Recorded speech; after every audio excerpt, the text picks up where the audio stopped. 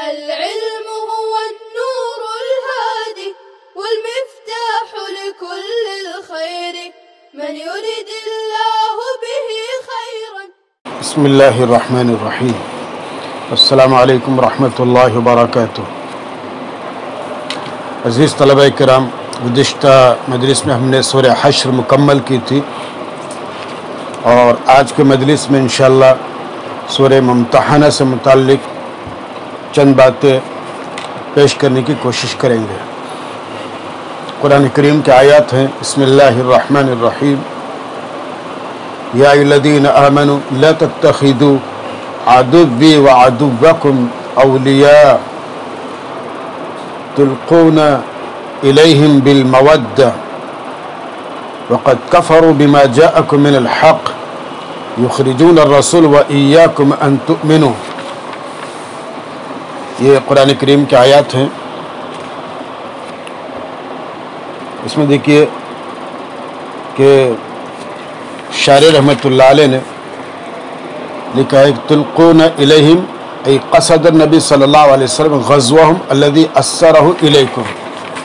تو قصد النبی سے اس میں اس بات کی طرف اشارہ ہے کہ تلقون کا مفعول محذوف ہے اور ورہ یہ توریہ کا فعل ماضی. توریہ کسے کہتے ہیں بچوں؟ آپ کو اچھی طرح سے معلوم ہے. توریہ یعنی مقصد کو پوشیدہ رکھنا اور خلاف مقصد کو ظاہر کرنا. مقصد کو پوشیدہ رکھنا اور خلاف مقصد کو ظاہر کرنا. یہ ایسا لفظ بولنا جو ذو معنین ہو، ایک معنی قریب ہو اور دوسرے بعید. متکلم معنی بعید کا ارادہ کرے اور مخاطب معنی قریب مراد لے. جیسا کہ حضرت صدیق اکبر رضی اللہ تعالیٰ نے تعاقب کرنے والے دشمن کے سوال کے جواب میں فرمایا حضور پاک صلی اللہ علیہ وسلم سے متعلق کہ رجل یہدینی السبیل. رجل یہدینی السبیل. تو ہدایت کے معنی رہبری کرنے کے بھی ہیں، رہبری دنیا کے راستے کی بھی ہوتی ہے. یہ معنی قریب ہے، اس لیے اولاً ذہن اس معنی کی طرف سبقت کرتا ہے اور دوسرے معنی آخرت کی رہنمائی اور رہبری کرنے کے بھی ہیں اور یہ اس کے معنی بعید ہیں. اور صدیق اکبر رضی اللہ تعالیٰ نے یہی معنی مراد لیے ہیں. اس کے بعد پھر بچوں مختلف آیتیں ہیں اور الفاظ تقریباً قریب ہی ہیں. حضرت ابراہیم علیہ السلام سے متعلق بات آ رہی ہے کہ الا قول ابراہیم لأبی لأستغفرن لک. یہ قول ابراہیم یہ مستثنی ہے اور سابق میں قد کان لکم اسوۃ حسنہ مستثنی منہ ہے. اس کا مطلب یہ ہے کہ حضرت ابراہیم علیہ السلام کے قول و فعل قابل تأسی یعنی قابل اقتداء ہے، مگر ان کے قول لأستغفرن لک قابل تأسی نہیں ہے. خلاصہ یہ کہ حضرت ابراہیم علیہ السلام نے جو اپنے کافر والد کے لیے استغفار کیا یہ ہمارے لیے قابل تأسی نہیں ہے کہ ہم بھی کافر کے لیے استغفار کر سکیں. گویا کہ کافر باپ کے لیے استغفار کرنا حضرت ابراہیم علیہ السلام کے لیے خاص ہے. دوسروں کے لیے اس بارے میں حضرت ابراہیم علیہ السلام کی اقتداء جائز نہیں ہے، جیسا کہ شارحین جلالین رقم کرتے ہیں. اور وما املک لک من اللہ من شیء اس کا عطف لاستغفرن لک پر ہے اور معطوف علیہ کا حکم ایک ہی ہوتا ہے. تو مطلب یہ ہوا کہ ابراہیم علیہ السلام نے اپنے والد سے فرمایا کہ میں آپ کے لیے استغفار کروں گا اور یہ بھی فرمایا کہ میں آپ کے لیے کسی نفع اور نقصان کا اختیار نہیں رکھتا. گویا کہ حضرت ابراہیم علیہ السلام نے اپنے والد سے دو باتیں کہیں. اولی یہ کہ میں آپ کے لیے استغفار کروں گا جی، اور دوسری یہ کہ میں آپ کے لیے اللہ کی طرف سے کسی نفع اور نقصان کا اختیار نہیں رکھتا. ان دونوں باتوں کو الا قول ابراہیم کہہ کر قابل اقتداء ہونے سے خارج کر دیا. حالانکہ بچوں دوسری بات یعنی ما املک لک ایک قابل اقتداء ہے. دلیل اس کی اللہ کا قول قل فمن یملک لکم من اللہ شیئا. بظاہر ان دونوں آیتوں میں تعارض معلوم ہوتا ہے، یعنی ما अमलिकु लक मिन अल्लाह मिन शै, और सूरह फतह की आयत कुल फमन यमलिकु लक में तारुज़ है। तो साहिब जलालैन रहमतुल्लाह अलैह इसका जवाब देते हैं कि देखिए कि यहाँ पर कौलु कना बिही यानी अन्नहु ला यमलिकु लहु गैरल इस्तिग़फ़ार, इससे मज़कूरा एतराज़ का जवाब दिया गया। जवाब का खुलासा ये है कि मा अमलिकु लक मिन अल्लाह मिन शै के दो माना हैं। मा अमलिकु लक मिन अल्लाह मिन शै के दो माना हैं। एक माना मुरादी जो कि यहाँ मकसूद है, जिनको कना भी से ताबीर किया गया, जिसकी कुन्नियत ली गई, और दूसरे माना वज़ई जो कि मकसूद नहीं है, और वह ये कि मा अमलिकु मिन अल्लाह को मातुफ अलैह यानी लअस्तग़फ़िरन्न लक से खारिज कर दिया जाए, यानी न तो काफिर के लिए इस्तिग़फ़ार करना काबिल इक़्तिदा और न ही ये कहना काबिल इक़्तिदा है कि मैं आपके लिए अल्लाह की जानिब से किसी नफ़े नुकसान का मालिक नहीं। हालांकि दूसरी बात आयत फतह की रोशनी में काबिल इक़्तिदा है। खुलासे कलाम ये है कि इब्राहीम अलैहिस्सलाम का कौल कि मा अमलिकु लक माने मुरादी के एतबार से काबिल इक़्तिदा है, मगर वज़ई के एतबार से काबिल इक़्तिदा नहीं, जैसे कि मुफस्सिर अल्लाम के कौल मुस्तस्ना मिन हैसु अल मुराद मिन्हु व इन कान मिन हैसु ज़ाहिरी मिम्मा यतअस्सा फी का यही मतलब है। अच्छा बच्चों, इसका दूसरा ही जवाब है कि वमा अमलिकु मिन अल्लाह मिन शै, ये मुस्तस्ना का ततिम्मा है, जैसे कि शारे जलालैन रहमतुल्लाह अलैह फरमाते हैं कि असल मुस्तस्ना लअस्तग़फ़िरन्न लक है, और वमा अमलिकु लक जुमला हालिया होने को जिससे महल्लन मंसूब है, और मजमूए के इस्तिस्ना से तमाम अहवाल से इस्तिस्ना लाजिम नहीं आता। लिहाजा मुस्तस्ना का आखिरी जुज यानी वमा अमलिकु लक जो दरअसल मुस्तस्ना के लिए कैद है, काबिल तअस्सी होने से खारिज न होगा। उसकी तायीद रूहुल बयान की इबारत से भी होती है, फमौरिदुल इस्तिस्ना नफ्सुल इस्तिग़फ़ार ला क़ैदहु, यानी असल मुस्तस्ना नफ्स इस्तिग़फ़ार है न कि उसकी कैद। मा अमलिकु लक लिमन काना याद जार के साथ लकुम की कुम ज़मीर से बदल इस्तेमाल है, तो सही तो ये है कि बदलुल बाज़, इसलिए कि लिमन कान यरजुल्लाह का कुम का बाज़ है, लिमन कान यरजुल्लाह ये कुम का बाज़ है। अलबत्ता बाज़ औक़ात बदलुल इस्तेमाल का इतलाक़ बदलुल बाज़ पर भी होता है, और जिन हजरात ने ज़मीर से बदल वाक़ई होने को मना किया है वो बदलुल कुल को मना किया है, और अल्लामा सिबवई रहमतुल्लाह अलैह के नज़दीक बदल मुतलक़ जायज़ है। ये मुख्तसर आपके ताबीरात हुई और आयात पर नहवी सरफी कुछ गुफ्तगू हुई। इस सूरत के अंदर आपके दो तीन बातें हैं शान नुज़ूल के तौर पर। कुरान करीम की आयत या अल्लज़ीन आमनू ला तत्तखिज़ू अदुव्वी व अदुव्वकुम औलिया, इस सूरत के मज़मून से वह मालूम होता है कि सूरत के नुज़ूल का ज़माना सुलह हुदैबिया और फ़तह मक्का के दरमियान का है, और जमहूर मुफस्सिरीन ने उसी को इख्तियार भी किया है। इब्न अब्बास रज़ियल्लाहु ताला अन्हु और दिगर मुफस्सिरीन की भी मुत्तफ़क़ा राय यही है कि इन आयात का नुज़ूल उस वक्त हुआ जिस वक्त मुशरिकीन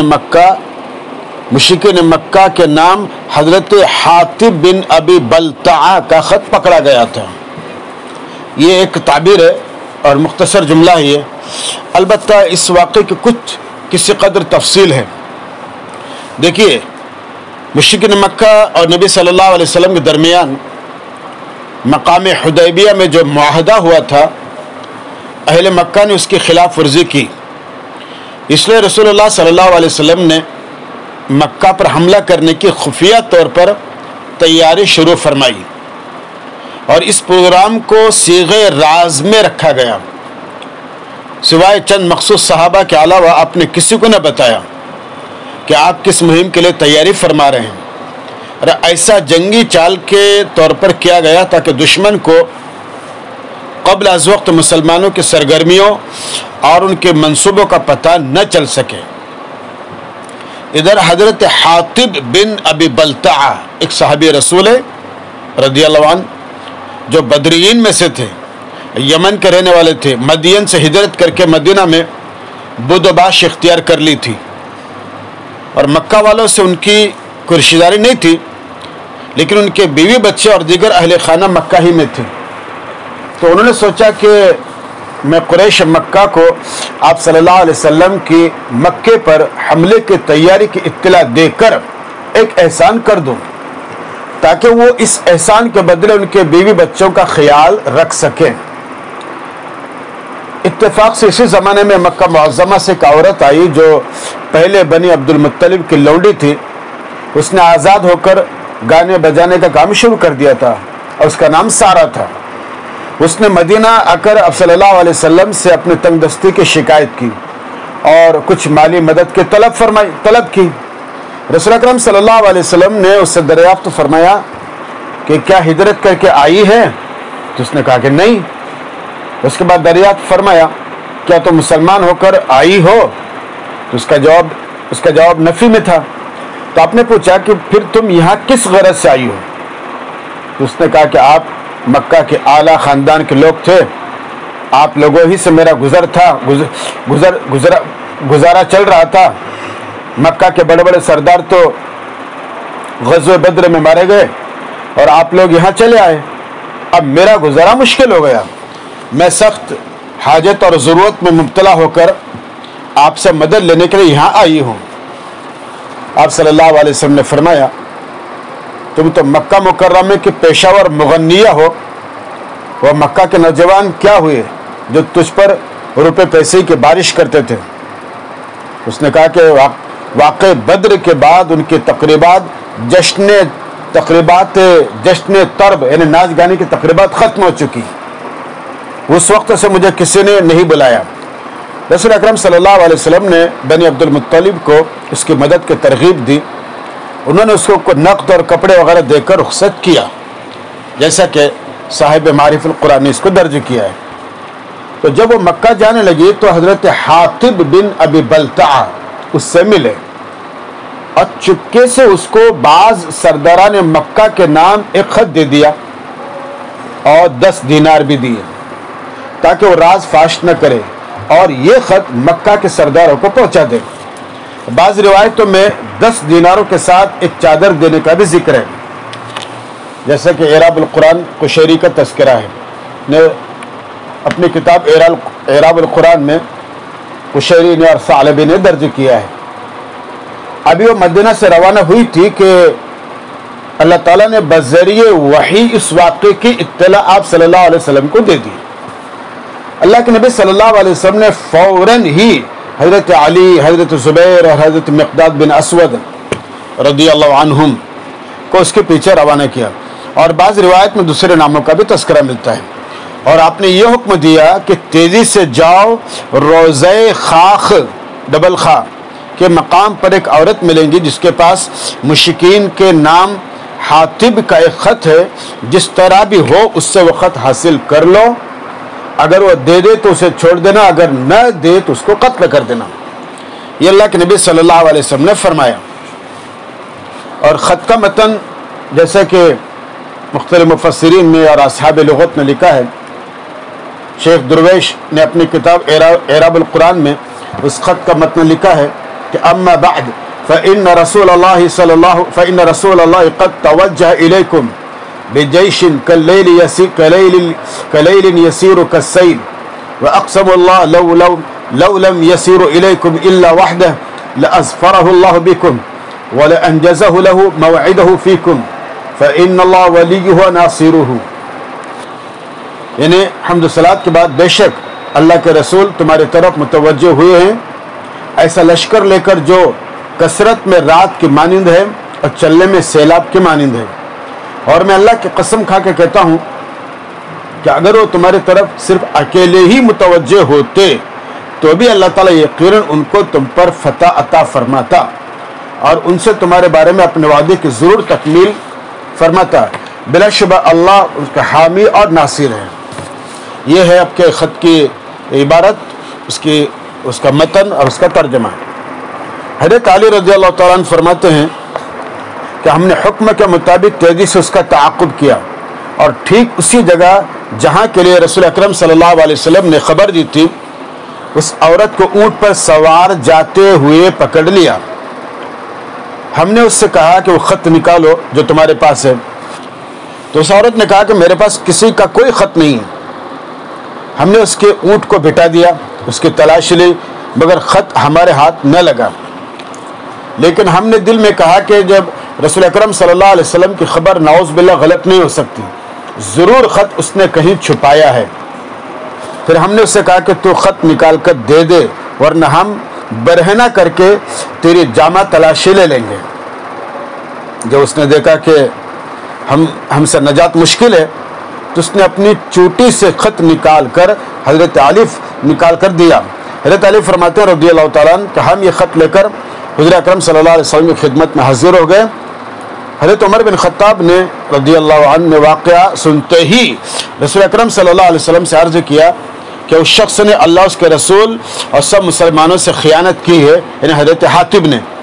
ہمارا راز کفار کو لکھ دیا ہے، مجھے اجازت دیجیے کہ میں اس کی گردن مار دوں۔ آپ صلی اللہ علیہ وسلم نے فرمایا، اے عمر، حاتب بدر میں حاضر تھا، اور تم نہیں جانتے کہ اللہ تعالیٰ اہل بدر کے قلوب پر مطلع ہو گیا، یعنی ان کے اخلاص اور ایمان کو جانچ لیا ہے، اور فرمایا اعلموا ما شئتم اعملوا ما شئتم فقد غفرت لكم، یعنی اللہ نے ان کے لیے یہ فرمایا کہ اعملوا ما شئتم فقد غفرت لكم، جو چاہو سو کرو، میں نے تمہارے گناہ معاف کر دیے۔ جیسے کہ خلاصۃ التفسیر میں اس واقعے کو ذکر کیا۔ آپ صلی اللہ علیہ وسلم کی جانب سے معافی کا اعلان سنا تو حضرت عمر کی آنکھوں میں آنسو بھر آئے اور عرض کیا، اللہ اس کے رسول ہی بہتر جانتا ہے۔ یہ جو بات ہم نے آپ کو سنائی اور یہ جو روایت پیش کی ہم نے خلاصہ، یہ ابن کثیر رحمۃ اللہ علیہ کی عبارت تھی جو ہم نے آپ کو خلاصے کے طور پر پیش کی۔ دیکھیے، حضرت حاتب بن ابی بلتہ پیغمبر علیہ الصلوۃ والسلام کی خدمت میں آئے۔ آپ صلی اللہ علیہ وسلم نے حضرت حاتب سے پوچھا کہ تم نے یہ کیا کیا؟ میں نے عرض کیا، یا رسول اللہ، میں نے یہ کام کفر اور ارتداد کی وجہ سے نہیں کیا، بلکہ اس کی وجہ صرف یہ ہے کہ دیگر مہاجرین کے رشتہ دار مکہ میں موجود ہیں جو ان کے بال بچوں کی حفاظت کرتے ہیں، میرا وہاں کوئی رشتہ دار نہیں ہے، تو میں نے یہ سوچا کہ میں اہل مکہ کو کچھ اطلاع کر دوں تاکہ وہ میرے احسان مند رہیں اور میرے بچوں کی حفاظت کر سکیں۔ آپ صلی اللہ علیہ وسلم نے ان کی سچائی کی وجہ سے انہیں کچھ نہیں کہا، تاہم اللہ نے تنبیہ کے طور پر یہ آیات نازل فرمائی تاکہ آئندہ کوئی مومن کسی کافر کے ساتھ اس طرح کا تعلق مودت اور محبت کا تعلق قائم نہ کرے۔ تو سورہ ممتحنہ کی ابتدائی آیتیں اسی واقعے کے سلسلے میں نازل ہوئی ہیں، جیسا کہ بخاری شریف میں حدیث درج ہے سورہ ممتحنہ کے ذیل میں، اور فضائل صحابہ کے ذیل میں حدیث موجود ہے۔ قرآن کریم کی آیت تلقون الی بالمودہ، مطلب یہ کہ نبی کریم صلی اللہ علیہ وسلم کی خفیہ باتیں ان تک پہنچا کر ان سے دوستانہ تعلق قائم رکھنا نہیں چاہیے، اور تم تعلق قائم رکھتے ہو، حالانکہ تم میرے اور میرے دشمنوں کے ساتھ دوستی کے تعلق قائم نہیں کرنا چاہیے۔ کفار کو اس قسم کے خط لکھنا یہ ان کی دوستی کا پیغام دینا ہے۔ اپنے اور خدا کے دشمنوں سے دوستی کی توقع رکھنا سخت دھوکہ ہے، اس سے بچنا چاہیے۔ اور یہ بات یاد رکھو کہ کافر جب تک کافر ہے وہ کسی مسلمان کا، اور مسلمان جب تک وہ مسلمان ہے کبھی کسی کافر کا دوست نہیں ہو سکتا۔ شرک اور کفر کی وجہ سے تمہارا اور ان کا کوئی تعلق نہیں۔ اللہ تعالیٰ کے پرستاروں کا بھلا غیر اللہ کے پجاریوں سے کیا تعلق ہے؟ اس کے بعد قرآن کریم کی آیت ہے یخرجون الرسول و ایاکم، یعنی پیغمبر تم کو کیسی کیسی ایذائیں اور ترک وطن پر مجبور کیا، محض قصور پر کہ تم ایک اللہ کو جو تمہارا سب کا رب ہے، یعنی پیغمبر اور تم کو مشرکین نے کیسے کیسے ایذائیں اور دے کر ترک وطن پر مجبور کیا، پھر بھی تم کیوں نہیں مانتے؟ ان کنتم خرجتم جہادا فی سبیلی، یعنی تمہارا گھر بار چھوڑ کر نکلنا اگر میری خوشنودی اور میری راہ میں مشقت کرنے کے لیے ہے اور خالص میری رضا کے واسطے تم نے سب کو دشمن بنایا ہے، تو پھر انہی دشمنوں سے دوستی کا کیا مطلب ہے؟ تو کیا جنہیں ناراض کر کے اللہ کو راضی کیا تھا، اب انہیں راضی کر کے اللہ کو ناراض کرنا چاہتے ہیں؟ تو پتہ چلو بچوں، کافروں سے دوستی نہیں کرنا چاہیے۔ اور اللہ کے فرمایا انا اعلم بما اخفیتم، یعنی اگر کوئی انسان کوئی کام دنیا سے چھپا کر کرتا ہے تو کیا اس کو اللہ سے بھی چھپائے گا؟ ظاہر بات ہے چھپا نہیں سکتا۔ حضرت حاتم نے کس قدر کوشش کی کہ خط کی اطلاع کسی کو نہ ہو، مگر اللہ نے اپنے رسول کو مطلع کر دیا۔ اس لیے بچوں یہ ہمیشہ ذہن میں رکھنا چاہیے کہ ہمارا کوئی کام، کوئی قول، کوئی فعل اللہ کی نگاہ سے، اللہ کے علم سے ہرگز خارج نہیں ہے۔ قرآن کریم کی آیت اللہ تعالیٰ فرماتے ہیں اِن یثقفوکم یکون لکم اعداء، یعنی کافروں سے بحالت موجودہ کسی بھلائی کی امید مت رکھو، خواہ تم کتنی ہی رواداری اور دوستی کا اظہار کر لو، وہ کبھی تمہارے خیر خواہ نہیں ہو سکتے۔ انتہائی رواداری کے باوجود اگر تم پر ان کا قابو چڑھ جائے تو کسی قسم کی برائی اور دشمنی سے دریغ نہیں کریں گے، زبان سے، ہاتھ سے، غرض ہر طرح سے تمہیں ایذا پہنچائیں گے تقریب، اور ان کی خواہش یہ ہوگی کہ تم کفر کی طرف لوٹ آ جاؤ۔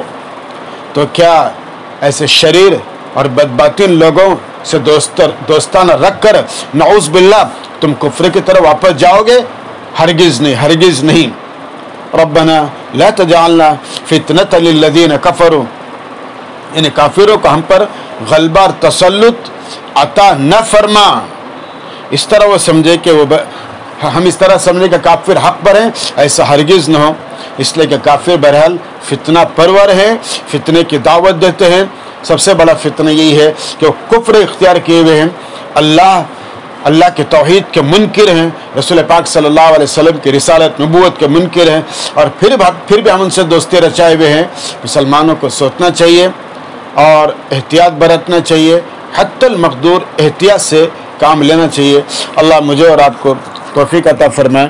والسلام علیکم ورحمۃ اللہ وبرکاتہ۔ السلام عليكم، لا تنسوا الاعجاب بالفيديو والاشتراك في القناة تشجيعا لنا لنستمر بنشر المزيد إن شاء الله.